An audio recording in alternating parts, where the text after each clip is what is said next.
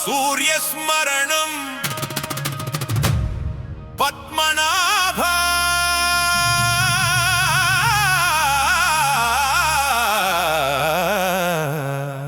ഈക്വിനോക്സ് മാലയിൽ നിന്റെ ഗോപുരം പ്രകാശിക്കുന്നു.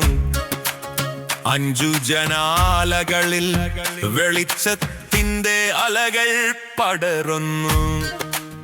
അദ്ഭുത ജ്യോതിശാസ്ത്രം വാസ്തുവൈഭവം സൂര്യനെ.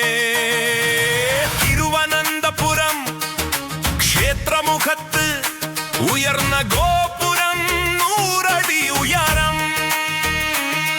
കിഴക്ക് പടിഞ്ഞാറ് അക്ഷത്തിൽ നേരെ നിന്ന് 5 ജനാലകൾ ഗണിത കോണുകളിൽ 1.5 ഡിഗ്രി ഇടവേളയിൽ കൃത്യമായി വച്ചവർ പുരാതന ജ്യോതിശാസ്ത്രജ്ഞർ, വാസ്തുശാസ്ത്രജ്ഞർ. മാലയിൽ 6 മണി.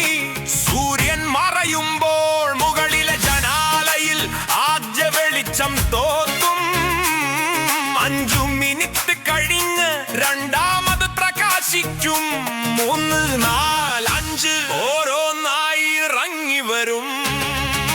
വെളിച്ചത്തിന്റെ അല പോലെ ഗോപുരം മുഴുവൻ നൃത്തം സൂര്യൻ ഓർമ്മിപ്പിക്കുന്നു. സൂര്യസ്മരണം. സൂര്യസ്മരണം പത്മനാഭ. ഭൂമിയുടെ ചായ്വ് നേരെയാകുന്ന ആ ദിവസം പകലും രാത്രിയും സമം. സൂര്യൻ കിഴക്ക് ഉദിക്കും, പടിഞ്ഞാറിൽ മറയുന്ന നേരം ഭൂമധ്യരേഖയിലേറെ കടക്കും.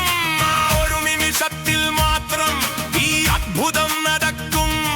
വർഷത്തിൽ 2 തവണ, മാർച്ച് മാസം അവസാനത്തിൽ, സെപ്റ്റംബർ മാസം അവസാനത്തിൽ.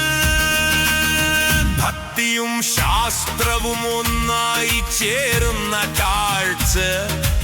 ക്ഷേത്രം പണിതവർ, ആകാശത്തെ വായിച്ചവർ, ഗണിതവും രൂപവും ഭക്തിയും കലർന്നവർ. വെളിച്ചം പടരുന്ന വണിയിൽ ശ്രീ പത്മനാഭൻ പുഞ്ചിരിക്കും. ആത്മീയ ജ്യോതിയായി, അറിവിന്റെ ജ്യോതിയായി തിളങ്ങും. സൂര്യസ്മരണം പത്മനാഭ. 5 ജനാലകളിൽ വെളിച്ചം വിളങ്ങുന്ന നിമിഷത്തിൽ ഉള്ളം നിറയും, കണ്ണുകൾ നനയും. പഴമ പറയുന്ന ഗോപുരം ഇന്നും സാക്ഷി. ഇന്ത്യയുടെ അണിവിൻ